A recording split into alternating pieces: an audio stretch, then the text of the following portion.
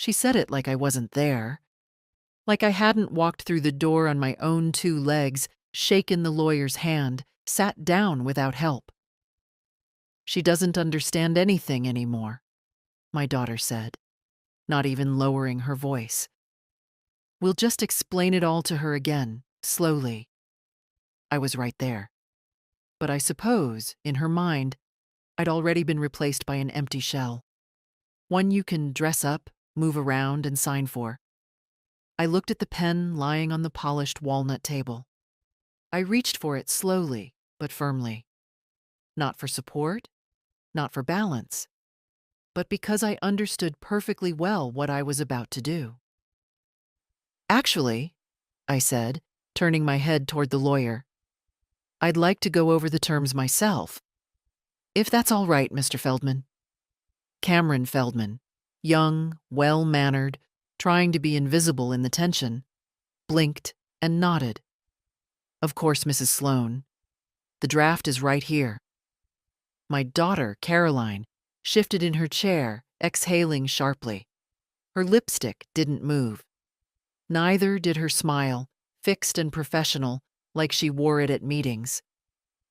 I just think it would be easier, she began, if I summarized it for you, Mom. You know, less over your head. I didn't look at her. I adjusted my glasses and leaned in to read. The room was elegant, soulless. An office designed to make people sign things without questioning. Heavy curtains, quiet light. Not a place for arguments, which is exactly why she picked it. The document was straightforward, at least on paper.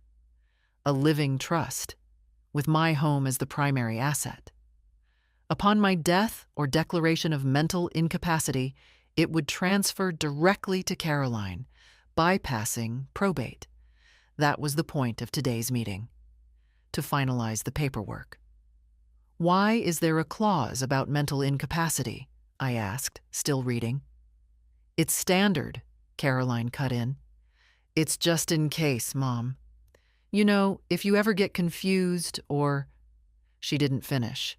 She didn't need to. Mr. Feldman cleared his throat. It's a common clause in living trusts. It ensures the beneficiary can act swiftly if the grantor is no longer able to manage the asset. I nodded. And who decides that I'm no longer able? The silence lasted 2 seconds too long.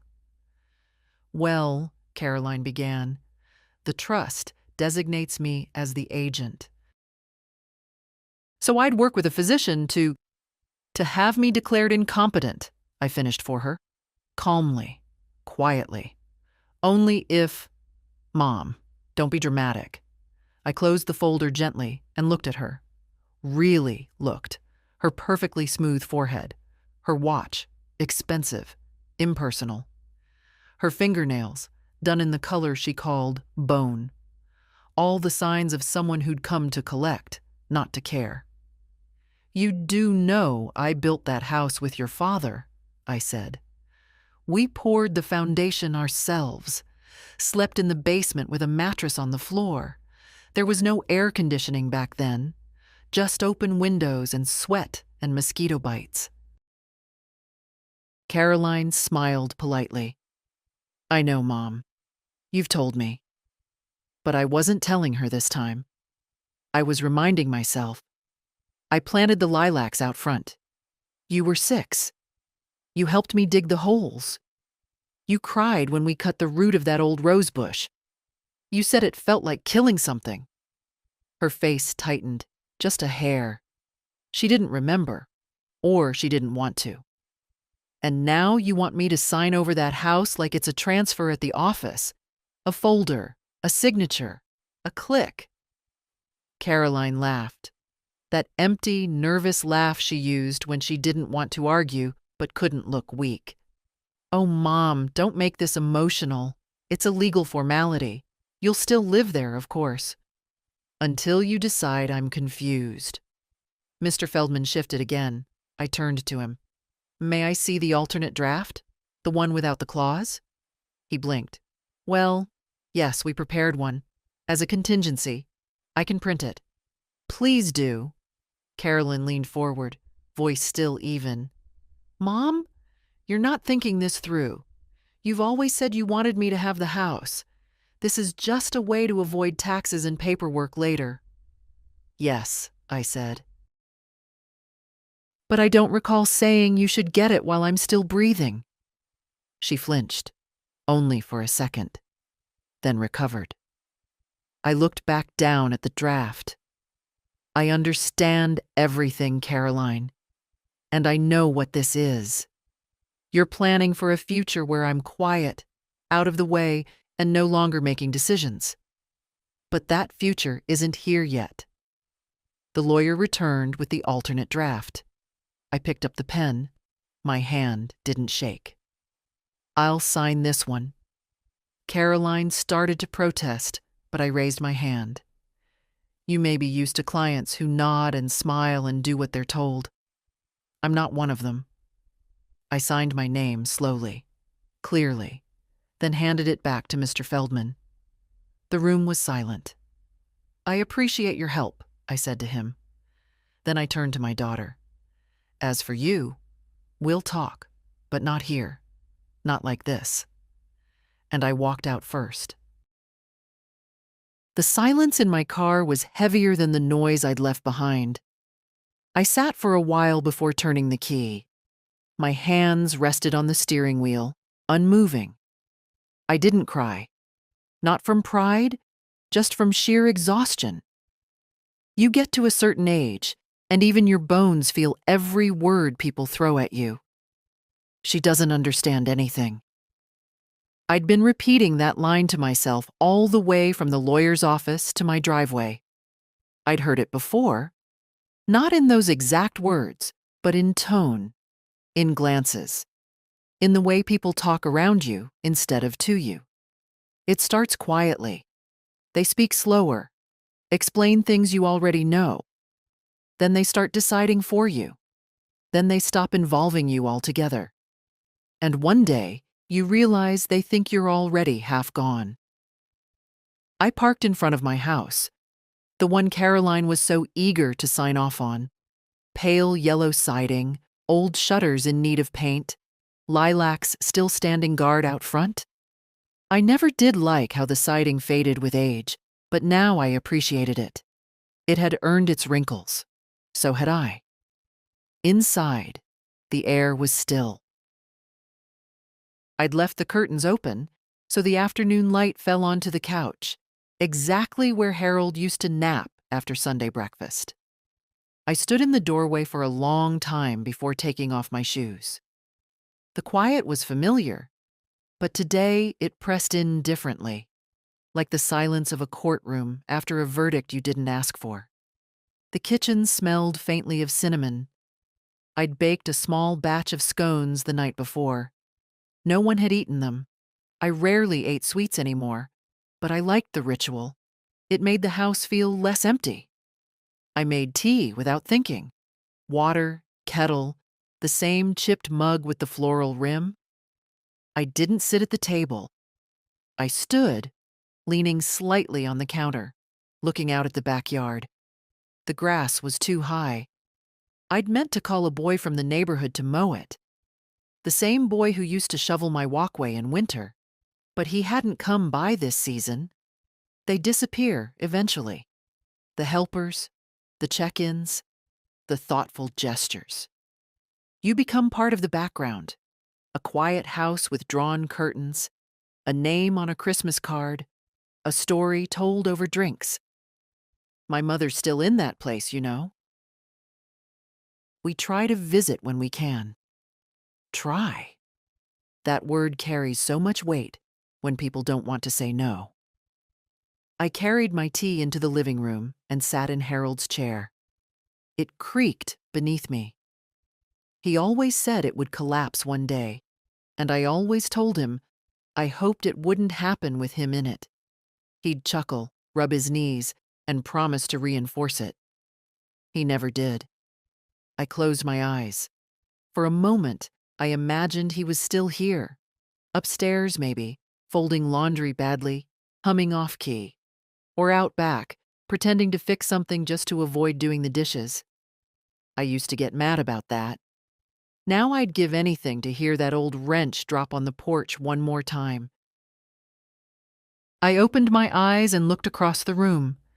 The mantel held 3 photographs, one of Harold and me at our 50th anniversary, one of Caroline in her graduation gown, and one of Sarah, my granddaughter, as a child, holding a watering can twice her size, grinning at the tulips. Sarah, sweet, distracted, always running late, Sarah.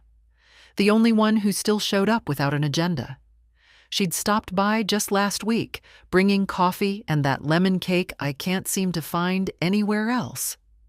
She talked too fast, as always, hands flying, updating me on her coursework and her new part-time job. She didn't stay long, but she'd kissed my cheek on the way out and said, "Love you, Grandma. Don't let Mom drive you nuts." I chuckled, remembering. It was Sarah who still asked how I slept, who noticed when my coat was buttoned wrong, who helped me change a light bulb without filming it for social media. That girl had inherited my stubbornness, not Caroline's polish, and God bless her for it. I set the empty mug down and stood. My knees ached. They always did in the late afternoon. But I moved slowly to the secretary desk in the hallway. I opened the bottom drawer, the one Harold had always called your fortress. Inside, envelopes, statements, the deed to the house, my insurance papers. Everything they'd tried to make decisions about without me. I took it all out and laid it on the dining room table. Then I added one more item, a small black notebook, barely used. I opened the first page and wrote in clear cursive, "People think age makes you weak, but I've never felt clearer." Then I made a list. Call Mr. Feldman. Request revised trust documents. Done. Review house deed. List all monthly transfers to Caroline and her family. Call the bank. Block automatic payments. Schedule meeting with financial advisor. Write letter to Sarah. I underlined the last one. Twice. I didn't know what the next step would be exactly, but I knew this. I wasn't going to wait in my own house for someone to quietly erase me from my life. I'd fought too hard to keep it, built too much, endured more than Caroline would ever guess. The pen was still in my bag from the lawyer's office. I took it out and placed it beside the notebook. "I'm not done," I whispered to no one. And this time, I meant it. There was a time when Caroline used to braid my hair. She'd sit on the edge of the couch, little fingers tugging too hard, chattering about school, about friends, about books she wanted. She loved mysteries back then. Nancy Drew. "Smart girls with flashlights," she'd say. I'd pretend I didn't know who the culprit was, even when the plot was obvious halfway through. Now I can't remember the last time she touched me without a clipboard in her hand. I stood in front of the hallway mirror, fixing the collar of my blouse. I was going to the grocery store. Nothing more ambitious than that. But I wanted to look like someone who had somewhere to be. Someone who wasn't fading into the furniture. The blouse was light blue. Harold once told me it made my eyes look sharper. Outside, the air was crisp. September always feels like a trick. Summer's warmth lingering on the skin, but something colder already tucked beneath it. I walked slowly down the porch steps. They creaked. Caroline had complained about them last year. "We should replace those before you trip," she'd said. "I'll get someone out here." She never did. They're still standing. The corner store wasn't far, and the walk helped. My joints loosened, my breath evened. Familiar faces passed me by, most too young to recognize me, a few offering polite nods. Mrs. Doran from 2 houses down waved from her mailbox. We hadn't spoken properly in years. Just once, after Harold died. She brought over soup. Never stayed. Inside the store, the clerk barely looked up from his phone. I picked up tea, milk, and a single apple. I didn't need more. These days, I buy for one, and I hate throwing food out. At the register, I asked for paper instead of plastic. The boy looked surprised, as if no one had done that in years. "Going green, huh?" he said. "No," I replied. "Just old." He laughed, not unkindly. As I stepped outside, I saw a silver SUV pull up. I recognized it instantly. Caroline's husband's car. She must have sent him for something, or perhaps he was running errands nearby. But then I saw the passenger door open. Caroline stepped out. Her heels clicked on the pavement, crisp and practiced. She wore sunglasses, though the sky was clouded. I watched her walk. Tall, efficient, moving like she belonged everywhere. Then she saw me. For a split second, her steps slowed. Then the smile came. The one she used on clients. The one that didn't reach her eyes. "Mom," she said, as if surprised, though we both knew she wasn't. "Out for a stroll?" I held up the paper bag. Milk and an apple. She nodded, then gestured back at the car. "We were just heading to the new brunch place on Elm. Have you tried it?" I shook my head. She hesitated, then added, "They do amazing mimosas. You'd love it." I didn't answer. Instead, I adjusted the bag in my hands. "I was going to call you," she said quickly, too quickly, "about the paperwork, just to follow up." I met her eyes. I made my decision. Caroline shifted her weight, as if trying to remain casual. "It's your right, of course. I just hope you're not making choices out of fear." "Fear?" I raised an eyebrow. She glanced around, then lowered her voice. "Sometimes, older people make impulsive decisions because they think everyone's trying to take advantage. But Mom, I'm your daughter. I'm not—" "Not what?" I asked quietly. "Not interested in my property? Not concerned with control?" Her smile faltered.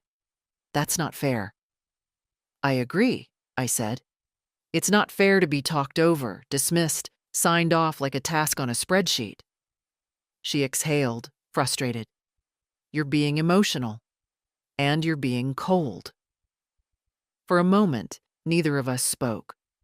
Her husband stayed in the car, probably watching, pretending to fiddle with the radio. "I was trying to help," she said, softer now. "No," I corrected her. "You were trying to manage me, and that's not the same." She opened her mouth, then closed it.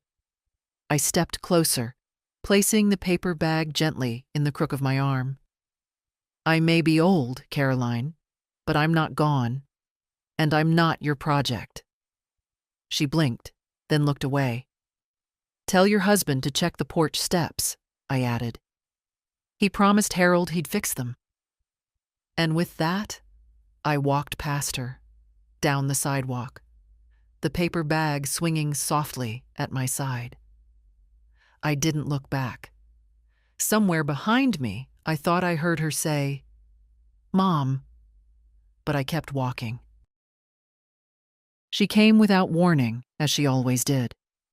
Sarah never called ahead, never asked if it was a good time. She just showed up, with coffee, with noise, with questions. And I was always glad she did. I heard the car door slam first, then the familiar clatter of boots on the path. She didn't walk. She marched. The screen door opened with that crooked squeal it's had since Harold tried to oil the hinges with dish soap. "Grandma?" she called.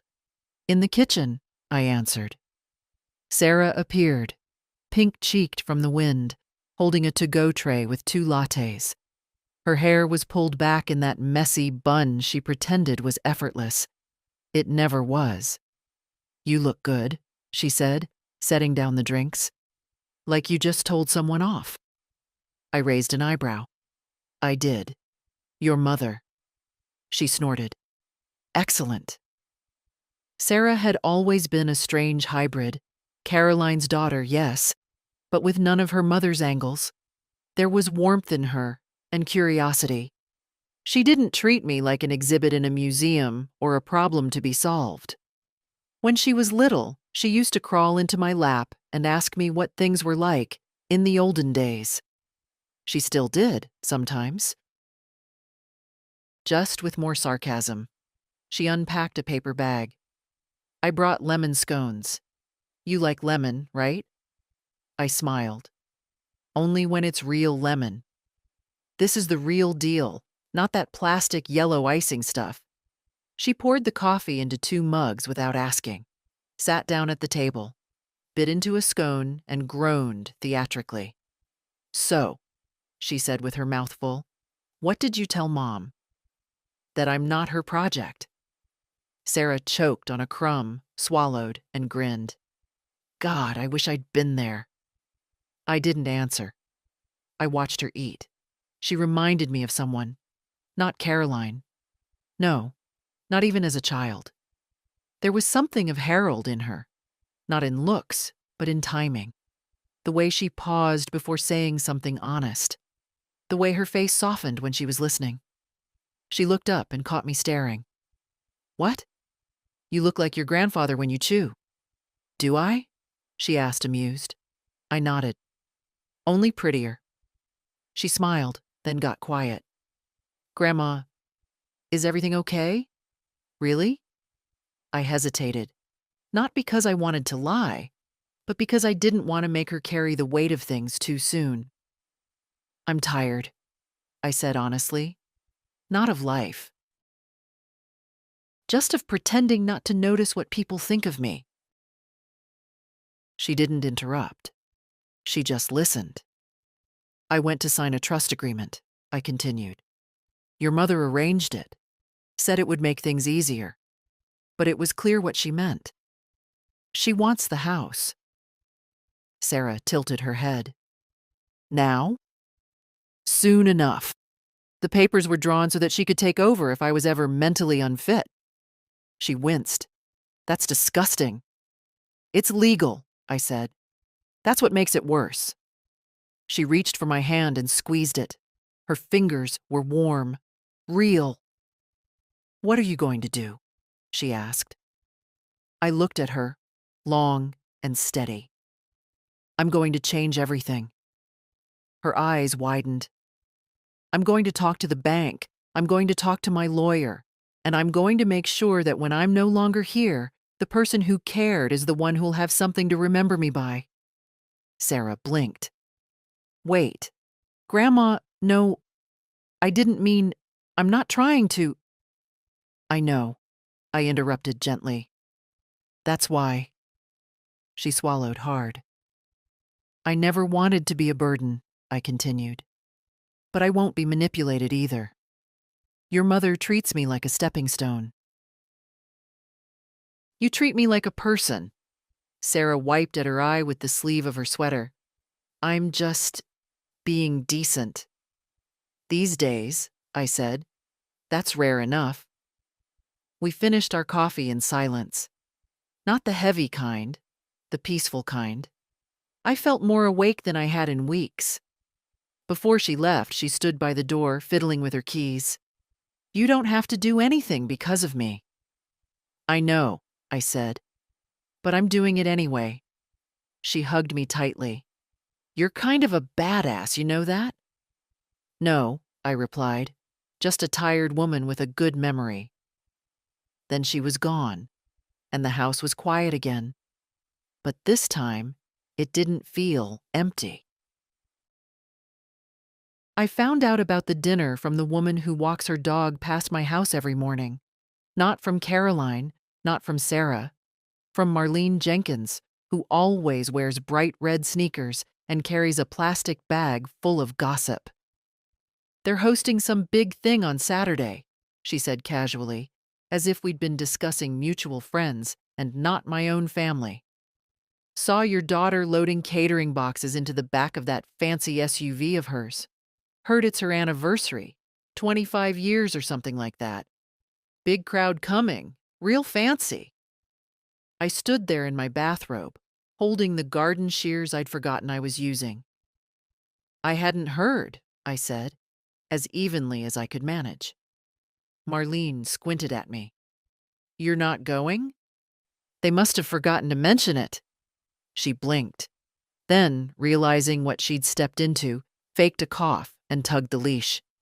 Well, people are so busy these days. I'm sure it's just a mix-up. Sure, a mix-up. After she walked off, I stood in the garden for a long time, staring at the lavender bush that had grown wild without Harold to trim it. I tried to feel angry. I tried to feel shocked. But the truth was, I didn't feel either. I felt expected, because this was how it worked now. I was convenient when they needed something, a signature, a check, a story for the family tree.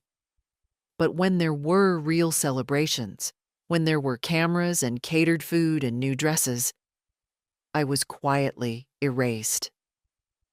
I walked back into the house, left the shears on the kitchen counter, and sat at the table. They hadn't even tried to lie this time. No call saying, "We're keeping it small." No polite excuse about capacity. Just silence, as if I wouldn't notice, as if I wouldn't matter. They think I'll just stay home. They think I'll make a pot of tea and knit myself into forgetfulness. Not this time. I stood up and went to the secretary desk. I pulled out my notebook and added a line to the list. 7. Find something to wear. If they were going to pretend I didn't exist, I'd remind them. Quietly, precisely, and in person. I opened my closet and stared at the row of clothes. Most of them were practical. Sweaters, long skirts, the kind of thing you wear when no one's watching. But in the back, wrapped in plastic, was the navy blue dress I wore to Harold's retirement party. I hadn't touched it in years. I slipped it off the hanger and held it up. It still looked dignified. Still carried the scent of the lavender sachets I kept in the closet. I laid it on the bed and fetched the pearl earrings he gave me on our 40th anniversary. I set them beside the dress like an old ritual. That night, I took my time. I bathed. I trimmed my nails. I ironed the dress and lined up the shoes. I didn't know if I'd walk through their front door or simply stand on the sidewalk. I just knew I needed to be visible. They weren't going to hide me this time. The morning of the dinner, I ate toast and read the newspaper, pretending I was calm. But my hands betrayed me. The way they gripped the mug, the way they hovered over the pages without turning them. At noon, I called Sarah. She answered on the second ring. "Grandma? I heard about the dinner." There was silence. Then, "I was going to tell you." "When?" She didn't answer. "Are you going?" I asked. "Yes," she said quietly. "Then I'll see you there." Another pause. "You're coming?" "I am." More silence. "I'll save you a seat," she said finally. "You won't have to," I replied. "I'll make my own space." We hung up, and I went back to my list.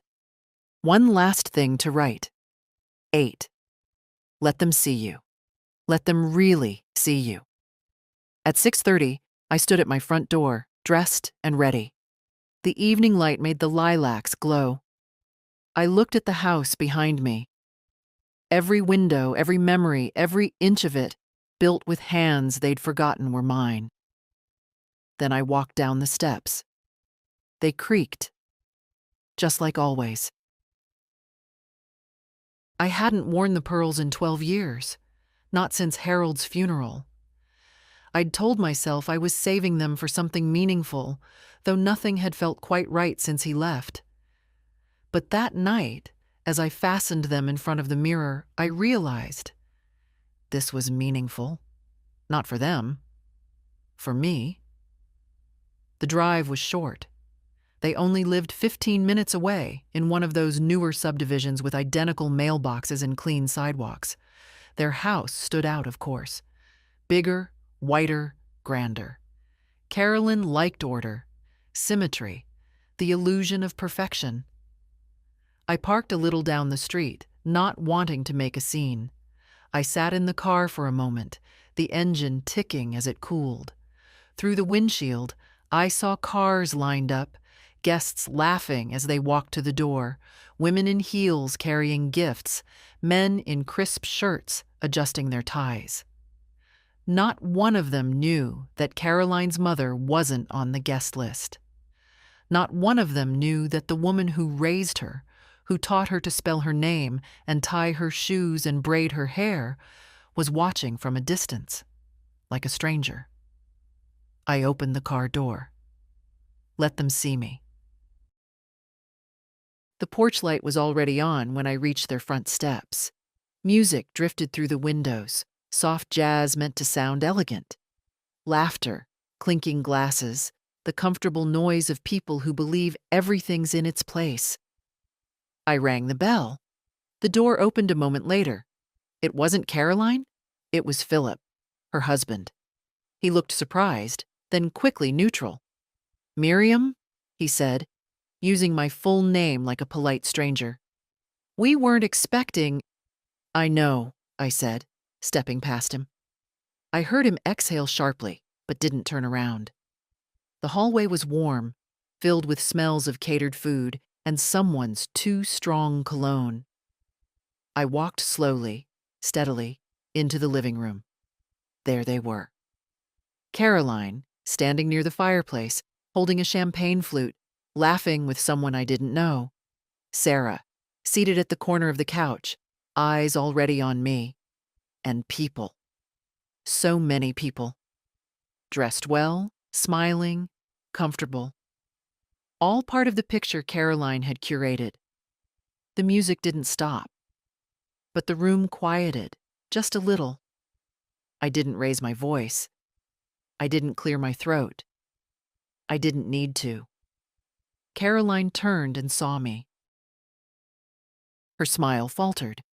"Mom," she said, too brightly, stepping forward. "You didn't.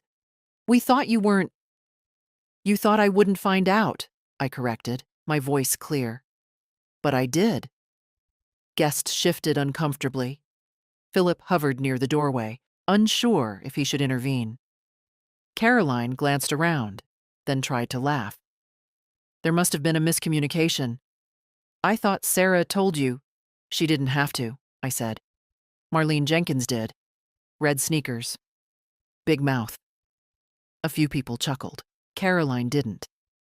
"I didn't come to make a scene," I said. "You don't have to worry." She forced a smile. "Of course not. You're welcome to stay." "I know," I said. "Because I'm here." The room stilled again.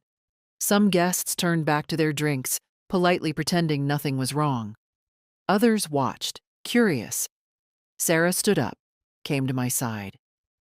"Grandma," she whispered, "do you want to sit?" "No," I replied softly. "I just wanted to see what I was missing." She looked at me with those eyes that still held warmth. I patted her hand gently. Caroline cleared her throat. "Mom, why don't we go into the kitchen and talk?" "There's nothing left to discuss," I said, my voice low but sharp. "You made a choice. You chose to exclude me from your life, from your celebrations, from the image you wanted to present. That's not—" "You didn't forget me," I said. "You removed me. That's different." Someone dropped a fork. No one picked it up. I turned to Sarah. "I'll see you tomorrow, dear. We'll have tea. No catering, no speeches. Just people who care." She nodded, eyes shining. Then I turned and walked back out the door. No one followed me, and I didn't look back. Harold used to say you never need to raise your voice if you're telling the truth. The next morning, the sky was pale and clear, the kind of early autumn light that slips through the curtains before you're ready for it. I sat by the window with my tea, watching a squirrel dig frantic little holes in the yard. Somewhere nearby, a neighbor's dog barked. Life, as it does, carried on.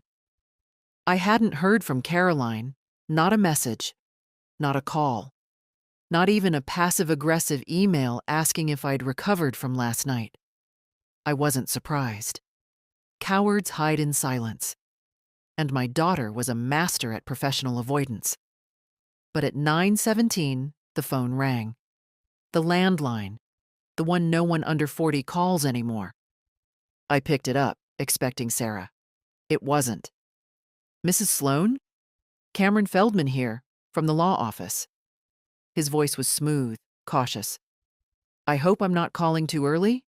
Not at all, Mr. Feldman. I've been up since 6. Ah, he said, chuckling nervously. Well, I just wanted to follow up on your last visit. You mentioned wanting to revise the existing documents. I have your alternate trust draft here, and I'd be happy to schedule a time for finalization. I paused, letting my finger run along the rim of the teacup. I'd like to do more than revise, I said. There was a moment of silence on the line. All right, he said carefully. What did you have in mind? I told him. He didn't interrupt, not once. Just listened, typing, occasionally murmuring, understood, and, yes, that's possible. By the end of the call, we had a plan, a legal one, precise, quiet, and utterly mine. As I hung up the phone, I felt something settle inside me. Not vengeance, not satisfaction, just the calm of finally acting in your own name. I spent the rest of the morning gathering papers. I opened the drawer where I kept all the family records. Harold's will, old tax returns, insurance documents. I handled them like photographs. Each page a reminder of something built, something promised, something forgotten. Among them, I found a folder labeled Gifts. My handwriting from years ago. Inside, copies of checks. One for Sarah's college fund, one for Caroline and Philip's first down payment. Several marked reimbursement not required. At the time, I thought I was helping, strengthening family bonds, being a good mother. Now they read like receipts for respect never delivered. I packed everything into a neat leather satchel Harold once used when he visited the city for meetings. Still smelled faintly of tobacco and aftershave. At precisely 2:00, I walked into the law office. Cameron stood when I entered, startled again. As if old women weren't supposed to keep appointments. He led me into a private room, not the same one from before. This one had light and no shadows in the corners. I took out the papers and handed them over. I want to create a new trust, I said, and a new will. Of course, he said. Who will be the primary beneficiary? I looked him straight in the eye. My granddaughter. He blinked. Sarah? Yes, and no one else. He hesitated. Would you like to explain the circumstances? No, I said. But I will say this. She's the only one who still knocks before she enters. That's all the reason I need. He nodded and began drafting. It took hours. We revised clauses, added protections, included contingencies. I didn't let fatigue cloud me. I read every line. When it was done, he handed me the pen. I signed. Not just the new trust, but myself. Back into my own story. When I stood to leave, Cameron said, You know, Mrs. Sloan, it's rare. People your age taking charge like this. I'm not people, I said. I'm me. And I walked out with the afternoon sun on my face, my bag under my arm, and no more signatures left to surrender. The bank still smelled like disinfectant and cold air, the kind that settles in your bones and makes you question your memory. But I hadn't forgotten why I came. The clerk behind the counter was new, younger than Sarah, with nails like wet glass and an expression that flickered between efficiency and discomfort. I gave her my name, my ID, and a calm smile that I'd practiced in the mirror. She typed something into her computer. "You're here about the automatic transfers?" "I'm here to stop them," I corrected gently. She hesitated, glancing at the screen. "There are quite a few on record. We'd need a manager to authorize full suspension." "Then fetch one, dear. I'll wait." She blinked, then rose and disappeared down a hallway. A few minutes later, a man appeared. Tall, balding, with the polite weariness of someone used to dealing with grown adults who behave like children. He introduced himself as Andrew and led me into a private room with a table, a monitor, and a small, trembling Fern. "Mrs. Sloane," he began, "I understand you want to suspend all automatic payments?" "Not suspend," I said. "Terminate." "Permanently." He raised his eyebrows. "We're talking about monthly transfers to your daughter's household. Utilities, tuition support, a few lifestyle expenses." "Lavish lifestyle expenses," I clarified. "Spa memberships, vacation savings, dry cleaning subscriptions. I counted 17 charges that weren't even hers." He cleared his throat. "Would you like to explain the reason?" "No." He waited. When I didn't offer anything else, he nodded and began typing. It took longer than I thought. There were more entries than I remembered approving. Some were years old. Some had been updated with quiet increases. Caroline hadn't just taken the help. She'd automated the taking.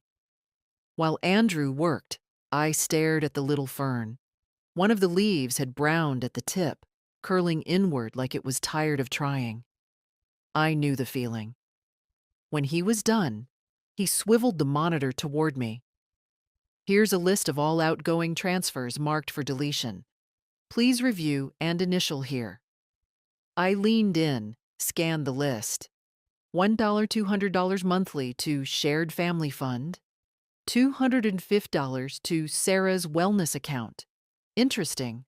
I hadn't known about that. A dozen smaller charges, cleverly named but clear enough. Caroline had been thorough. I signed. He printed confirmations. 3 sets. "Would you like to notify the recipients yourself?" "No," I said. "Let silence do the work." He nodded slowly. "Anything else I can assist with?" "Yes," I said. "I want to open a new account. Trust-based. Beneficiary, Sarah Sloane. Conditions, locked until age 30 or upon demonstration of financial hardship with written request. 2 co-signers, my lawyer and myself." He didn't flinch, just nodded again. "Of course." By the time we finished, it was nearly 4. The bank was quieter now, the post-lunch lull setting in. As Andrew walked me out, he held the door open and said, "Not many people take this kind of step. It takes clarity." "No," I said. "It takes being ignored one too many times." He nodded respectfully. "Well, good for you." I stepped out into the sunlight. The world looked the same. Dogs barked, tires hissed against the road, wind bent the tops of trees. But inside, something had shifted. The rope between me and Caroline had always been invisible. A lifeline, a leash, a net. Today, I cut it, not to hurt her, to breathe again. The first call came that evening, just after dinner time, when people think the world is soft enough to deliver hard news. I let it ring. Caroline didn't leave a voicemail. Of course not. She never liked recording anything she couldn't edit. The second call came an hour later, then a third, this time from Philip's number. I muted the phone and placed it face down on the table. Let them wonder. I washed the dishes slowly, without rush, like I had nothing urgent waiting. The kitchen light flickered once, an old bulb, nothing more. But it felt symbolic. I tightened the fixture gently, careful with my hands. I'd never been careless, no matter what they said behind closed doors. When the landline rang, I answered. "Grandma?" Sarah's voice tight, whispering. "I'm here, sweetheart." "They know." "Of course they do." She exhaled, clearly walking. I could hear her boots on concrete, wind catching her hair. I tried to tell Mom to calm down. She wouldn't listen. She said you'd lost your mind. I chuckled. "She's wrong. I've found it again." "She's furious," Sarah continued. "She was yelling about the money, the accounts, the trust." "Dad was trying to—" I interrupted gently. "Did anyone ask why?" There was a pause. "No. Just how?" I nodded, though she couldn't see. "That tells you everything you need to know." She stopped walking. "Are you okay?" "Yes. I'm fine, Sarah. For the first time in a long while, I'm fine." "I don't know what to do." "You don't have to do anything," I said. "You've already done enough. You showed up. You listened." She hesitated. "They think I knew." "Let them." Another pause. "Grandma? They might come to the house." "Let them." I hung up gently, not out of anger, but finality. 10 minutes later, headlights flicked across the window. I stood still, watching them through the curtain. Then the doorbell rang. One long, impatient chime. I didn't open. Philip tried next. Knocked 3 times sharp and measured. "Miriam, it's us." I said nothing. Then Carolyn's voice. "Mom, this is ridiculous. Can we please talk?" I let the silence stretch. "I know you're in there." Of course I was. More knocking. Louder now. "You're being unreasonable." This is family.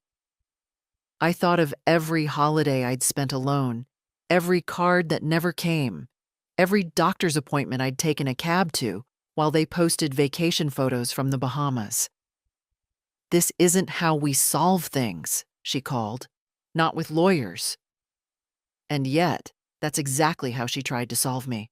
More silence. Then, at last, retreating footsteps. I exhaled slowly. My hands were steady. The phone vibrated again later. A message, not a call. "Mom, we need to talk. This isn't the way." I didn't reply. Because finally, I wasn't speaking their language anymore. I was learning my own again. The next morning, I found a note shoved through the mail slot, folded 3 times, printed on expensive stationery, the kind Caroline reserved for holiday cards and legal threats. The handwriting was hers. Sharp. Efficient. "Mom, I don't understand what you're trying to prove. We were only trying to protect you. Everything we've done has been out of love and concern. You've made some drastic decisions. We hope you'll reconsider." Caroline. "No. I'm sorry. No, I see your side. Just concern masked as control. A demand for re-entry, not reconciliation." I didn't reply. Instead, I made a cup of tea and sat in Harold's chair, rereading the note like a stranger trying to decipher the language of a distant country. I could see where she believed herself. That was the tragic part. Caroline had rewritten the story in her own mind so thoroughly that she believed it had always been this way. She wasn't malicious, just entitled. Raised by love and now insulted by its independence. Around noon, I took a walk. Not far, just down the street. Past the old post office, through the park where Harold used to feed the ducks. My knees protested, but I ignored them. I needed to move, to breathe in something unfiltered. At the pond, I sat on a bench and watched the water. Leaves drifted lazily across the surface, carried by the wind, not their own will. I wasn't going to be one of those leaves. Someone sat down beside me. "I figured I'd find you here," Sarah said. I smiled. "Still know me better than your mother?" She didn't laugh, just sat quietly, elbows on her knees, watching the water with me. "Everything's so tense at home," she said. "It's like you threw a stone in a perfectly still pond and now nobody knows how to swim." "They weren't swimming," I said. "They were floating, on my back." She didn't argue. "Dad says you're punishing them." I raised an eyebrow. "I'm protecting what's mine." Sarah turned to me, eyes searching. "You really gave it all to me?" I nodded. "Not out of revenge, out of recognition." She swallowed. "It's too much." "No," I said gently. "It's just enough. For someone who knocked on my door without needing a reason." She looked down at her hands. "I don't want to lose them." "You won't." "But they may lose parts of you if they don't change." She didn't respond, and we let the silence stretch again. A good, kind silence. Before she left, I handed her an envelope. Not a check. Not instructions. Just a letter. Handwritten. Folded once. "What is it?" she asked. "Read it when you get home?" She hugged me then. Long. Tight. The way she used to as a child after a nightmare. "I love you, Grandma." "I know," I said. "That's why this works." When she was gone, I sat on the bench a little longer, watching the wind ripple the pond. Caroline wanted calm, wanted control. But sometimes disruption is a kind of love, too. The kind that shakes a tree hard enough for something new to grow. Let her be rattled. Let her wonder what happens next. I wasn't done yet. It didn't take long for the whispers to start. I heard them before I saw them. Little fragments, caught in conversations not meant for my ears. At the pharmacy. She cut them off, I heard, just like that. No, not everything. Just the house. And the money. Well, maybe everything. At the church social. Caroline looked like a ghost last Sunday. Something about a trust fund? Given to the granddaughter? I always said Miriam had more spine than she let on. Even Marlene, red sneakers and all, slowed her walk when she passed my house. She didn't wave, just lingered a moment too long, pretending to adjust the leash, as if waiting for me to come outside and confirm the story. I didn't. Let them talk. The story was theirs now, but the truth was still mine. What unsettled them wasn't the legal shift. It wasn't the revoked access or the frozen accounts. It was that I'd broken character. The quiet mother, the agreeable grandmother, the one who baked, nodded, paid. That version of me, the one they had all grown comfortable with, was gone. Or rather, I'd stood up and gently stepped out of her shadow. The next visitor wasn't Caroline. Not yet. It was her son, Trevor. I hadn't seen him in months, not since he borrowed money for emergency travel, then posted beach photos on social media 3 days later. He stood on the porch like someone caught stealing apples, hands in his pockets, eyes down. I opened the door slowly. "Trevor." "Hi, Grandma." I waited. He shuffled. "Mind if I come in?" "That depends." He blinked. "On what?" "On whether this is a visit or a performance." He flushed. "A visit." I stepped aside. Let him in. Watched him look around like he expected the furniture to judge him. He sat at the edge of the couch, didn't take off his jacket, didn't ask for tea. Finally, he said, "Mom's upset."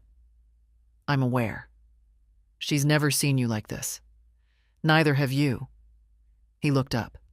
"Is it true?" About Sarah? Yes. She's getting everything. She's receiving what was never owed to anyone, but earned by someone. He exhaled through his nose. She's not even, she's younger. She doesn't need. I held up a hand. Stop. Before you say something you'll regret. He closed his mouth. I leaned forward, folding my hands. Trevor, when was the last time you visited this house without needing something? He opened his mouth, then closed it again. The silence answered for him. I've given more than money to this family, I said. I've given my time, my attention, my history. Most of it dismissed, some of it exploited. He stared at the floor. I'm not angry, I added, but I'm no longer willing to fund my own invisibility. He looked up, and for the first time, I saw something unguarded in him. Not guilt, not shame, just confusion. Is this forever? No, just finally. He nodded slowly. Okay. I stood. You can visit any time. You can sit. We can talk. But if you come with open hands instead of an open heart, the door won't open next time. He stood too. I understand. I walked him to the door. Before he stepped out, he turned. You look strong. I am, I said. And I always was. You're just now noticing. He nodded, then walked down the steps. The porch creaked behind him, that familiar, loyal sound. Still holding after all these years. I wrote the letter to Sarah at the dining room table in the late afternoon light, the kind of soft gold that makes even dust look gentle. I used the good paper, the kind Harold bought in bulk before everything became plastic and clicks. He believed some things were worth writing down with care. I wrote slowly. I didn't revise. This wasn't a performance. This was memory. This was blood. Sarah, I never wanted to make you choose, and I don't expect you to defend me. What I did wasn't about dividing the family. It was about finally drawing a line where none had been. I spent years confusing silence with love, endurance with grace. But endurance without recognition becomes erasure. I gave you the trust because you saw me, not because you needed something or because you flattered me. You asked questions no one else bothered with. Did I sleep well? Was I eating enough? Did I still hum when I gardened? Those things may seem small, but when someone's disappearing piece by piece, small things become lifelines. I am not leaving you a reward. I'm leaving you a reminder. That dignity is not something we ask for. It's something we keep. The house, the money, they're symbols. They can be moved, sold, squandered. But if you hold on to one truth, let it be this. Never become so efficient that you forget to be kind. If someday I'm no longer here, and you find yourself at a table full of people speaking over you, remember this moment. Take the pen first. Love, Grandma. I folded the letter carefully, placed it in an envelope, and sealed it with a faint press of my thumb. Then I added her name in my old cursive, the one Caroline said looked too antique for modern life. I didn't send it. Not yet. I left it on the hallway table, beside the phone, next to the little bowl of hard candy no one eats, but everyone remembers. That night, the wind picked up. I could hear it through the fireplace vent, whistling like a child with secrets. I wrapped myself in Harold's old cardigan and sat on the porch, watching the branches sway. There was something comforting in the way the trees moved. Not fighting the wind, just bending with it. Resilient, but never passive. Caroline hadn't tried to call again. Neither had Philip. The silence had thickened into something almost ceremonial, like they were waiting for the next move, still hoping I'd flinch, that I'd undo the damage to their version of order. But I wasn't undoing anything. I was revealing. You reach a certain age, and people assume your story is winding down. What they don't realize is that some of us begin again with the clarity only survival gives.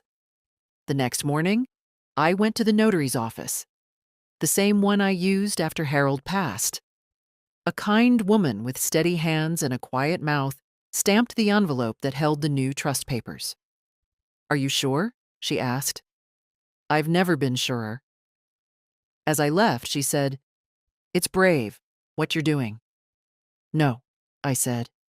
"It's overdue."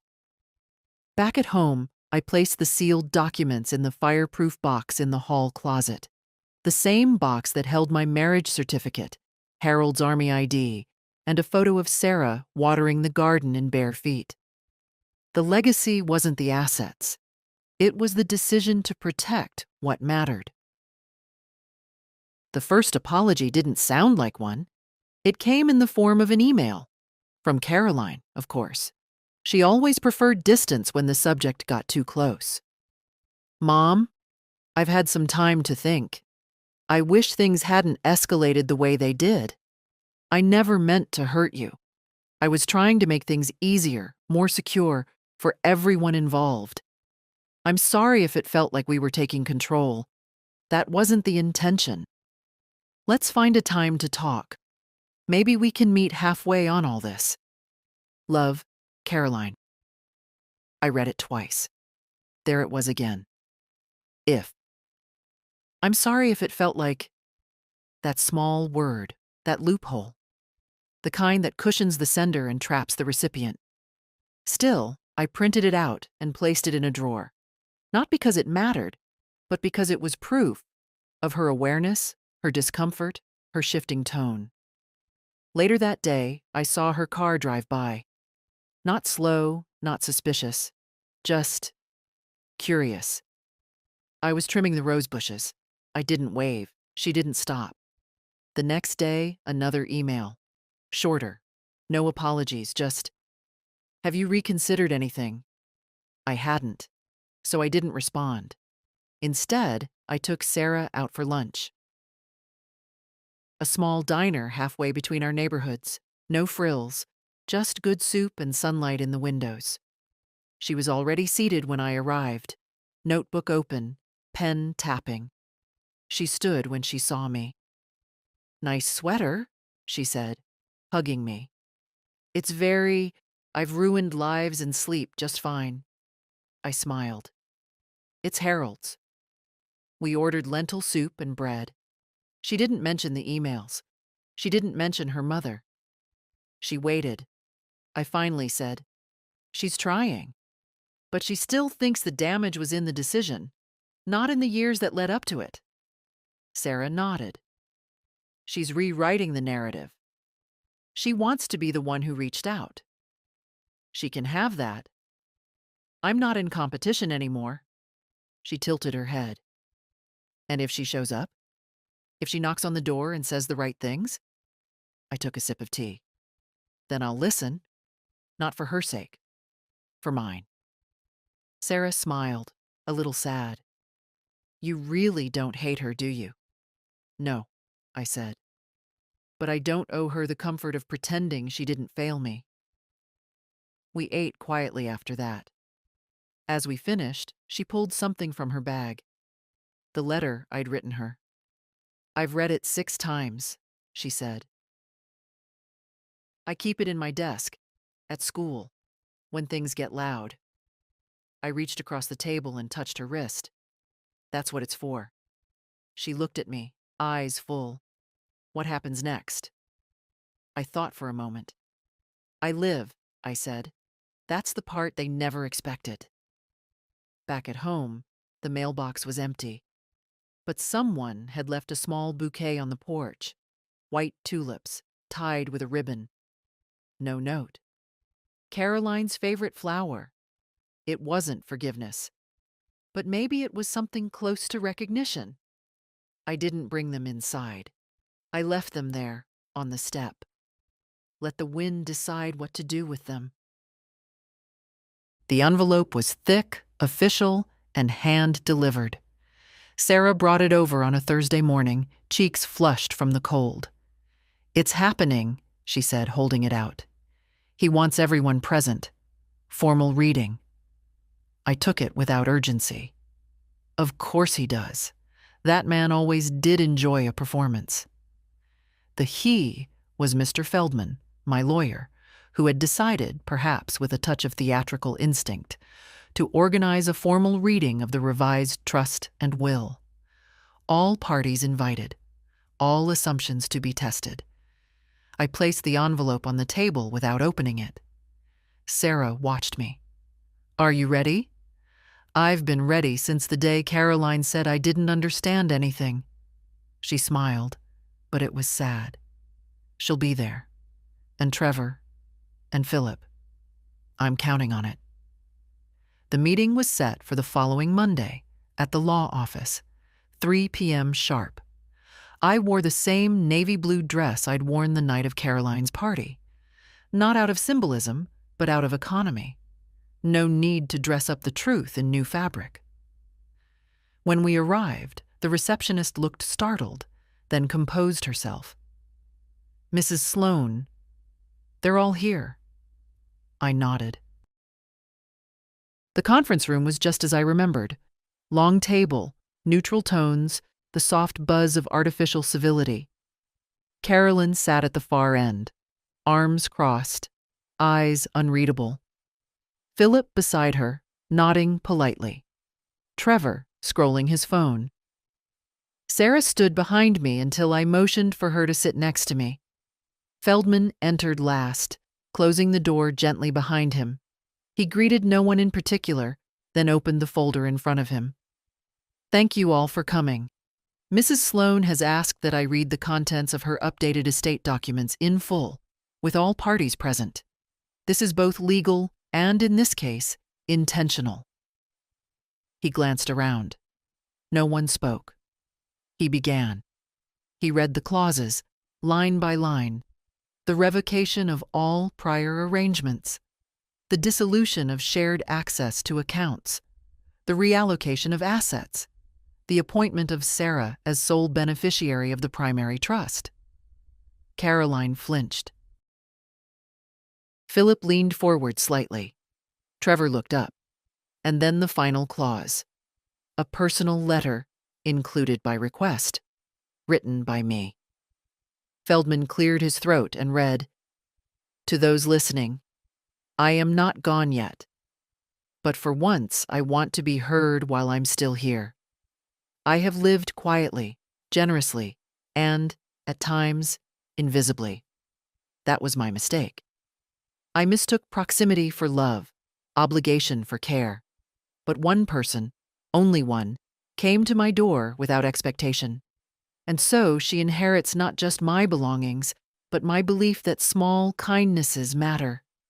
The rest of you do with this as you will, but do not say you were blindsided. You simply weren't paying attention." Silence followed. Not the awkward kind, the real kind. The kind that arrives when there's nothing left to bargain with. Caroline was the first to speak. "You manipulated her," she said to Sarah. Sarah didn't flinch. "No, she protected herself. You're just not used to seeing it." Philip leaned back, hands folded, as if reviewing a failed investment. Trevor stood abruptly. "Can we contest this?" Feldman answered calmly. "You're welcome to try. But you'll lose." Caroline turned to me. Her voice was quiet, sharp. "You're tearing this family apart." I met her eyes. "No, I'm removing the blindfold. What happens next is up to you." She didn't respond. She didn't have a script for this. Sarah reached under the table and took my hand. And just like that, it was done. No screaming, no threats. Just truth, finally documented. As we walked out of the room, I felt lighter. Not vindicated, just free. You don't wait for dignity to be handed back to you. You take it, quietly, firmly, without apology.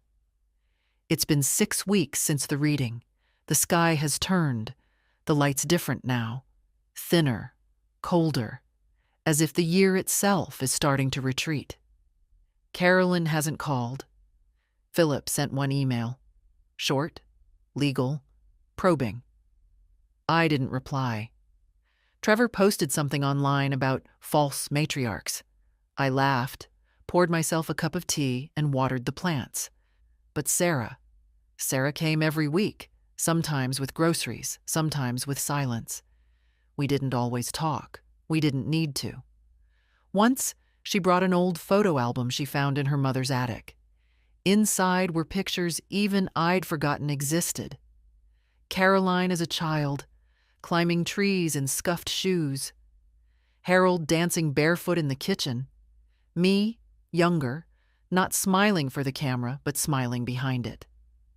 Sarah pointed to one picture and said, "You always looked like you knew something no one else did." I did, I said. I just didn't always act like it. One afternoon, she found the letter again, the one I'd written her, now creased at the folds from rereading. "Do you think they'll ever forgive you?" she asked. "I didn't ask them to," I said. "Forgiveness assumes guilt." She nodded. "Do you forgive them?" I thought for a moment. I forgive the parts of them that were never taught better. That seemed to sit right between us. Not heavy, just true. The house is quieter now, but not empty. I keep the fire going. I bake small things. I write notes I never send. And when the mail comes, bills, catalogs, the occasional card, I open each one slowly. I'm not in a hurry anymore. The neighbors still gossip, but with less heat. Marlene waved yesterday.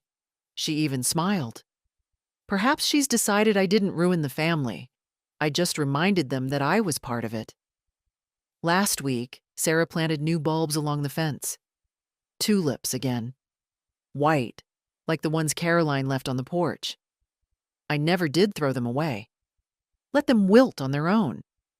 There was something honest in that decay. Tonight, I'll cook for 2. Sarah's coming. We'll eat, maybe play a game. Maybe sit in the quiet. She always turns off her phone when she's here. Says this house has better reception for the kind of connection that matters. She's right. I don't know what Caroline will do next, or Trevor, or Philip. But I know what I'll do. I'll keep my door unlocked for love, and bolted for entitlement. I'll remember who I was, even when no one else did. And I'll live every remaining day not as someone waiting to be remembered, but as someone who already is. If this story made you feel something, if it reminded you of your own voice, your own worth, your own power, then share it. Let someone else remember themselves too.